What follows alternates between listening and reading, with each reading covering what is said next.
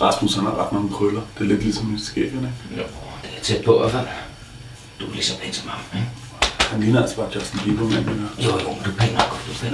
Bare i gang, ja. Jeg bliver bare sådan lidt nervøs. Jo, det er fint nok, Okay.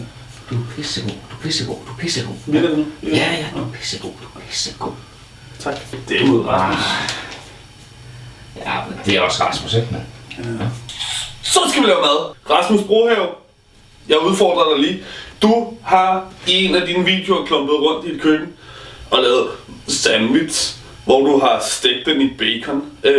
Og nu er jeg uddannet kok, så jeg laver det lige lidt bedre end dig. Jeg laver det egentlig næsten på samme måde. Jeg slutter det bare ind på en lidt anden måde, end du gør. Og så laver jeg den i 3 lag. Du laver en 2-laget sandwich. Ja, ikke? Så skal vi bruge noget hvidt brød. Masser af bacon. Ost. Her er stærkt.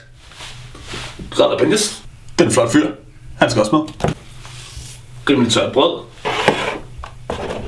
Mælk. Æg. Sådan der. Okay. Jeg kan også gøre det med en hånd. Det kan Rasmus ikke. Og så en lille smule mælk. Hvis I ser i Rasmus' video, så kommer han ikke salt i. Det er fordi han ikke smager sin mad til. Et stykke brød, 2 stykker brød. Man må godt lige få den sådan søbet godt ind i det her, ikke? 3 stykker brød. Vi har revet ost her. I ved, hvad man siger om store kniver med. Så kan man nemmere skære. Og så har vi også lidt jalapenos. Eller jalapenos. Eller hvad hedder det? Jeg tænker, det hedder chili. Ja, vi har noget syltet chili her. Og det rører vi lige rundt. Og igen, så smager vi vores ting til. Salt. Ja, det er peber. Og så kommer vi altså den her blanding af revet peber, eller revet ost og jalapenos ind i, ikke? Så lige sådan en god klat der. Bum. Et stykke brød ovenpå. Vi giver den et lille tryk. Et mere lag. Sådan. Og så fuldstændig ligesom Rasmus, så pakker vi også vores sandwich ind i bacon. Og det er altså bare at tage bacon og så starte med at pakke den ind.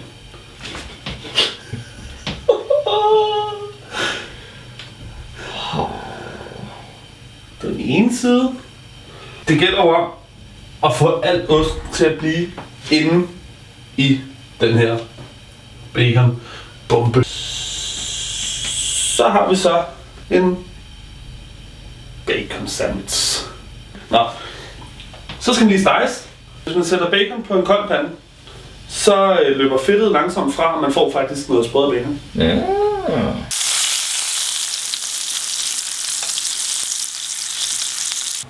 Så har vi lavet den her sandwich, og den minder jo egentlig ret meget om den smukke sandwich, Rasmus også har lavet.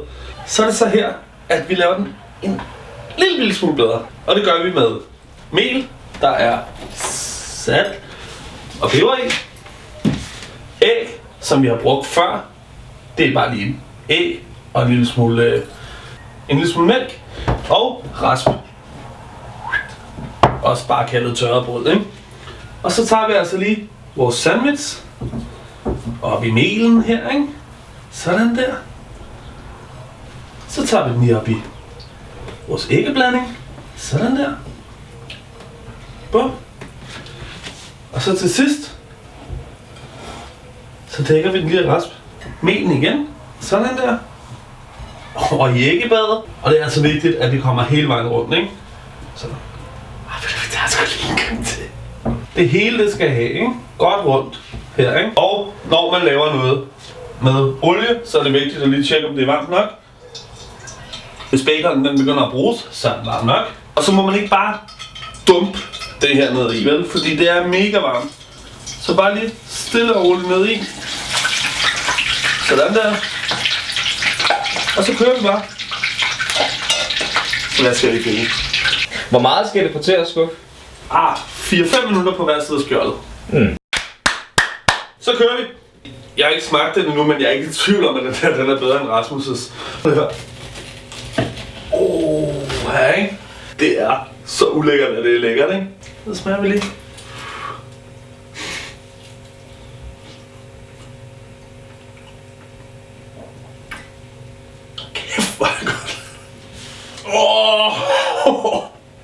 Hvor er det klamt, og lækkert.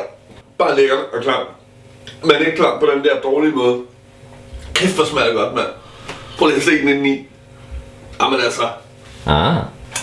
Vi har ret meget tilbage af det her. Og det minder jo en lille smule om chili cheese tops, så skulle vi ikke lave spørg Kaspers chili cheese tops bare lige 10 gange bedre, end han nogensinde kan fatte, hvad man gør i et køkken. Husk at subscribe. Du kan subscribe der, YouTube. Det er Mad med Guf. Og Instagram og Facebook, også Mad med Guf. Vi ses. Prøv lige at komme og smage rundt. Ja, men tør jeg? Ja, det synes jeg. Okay. Træk lige stolen ned en gang. Kæft, mand. Det ligner sådan godt og blødt. Ja, næsten.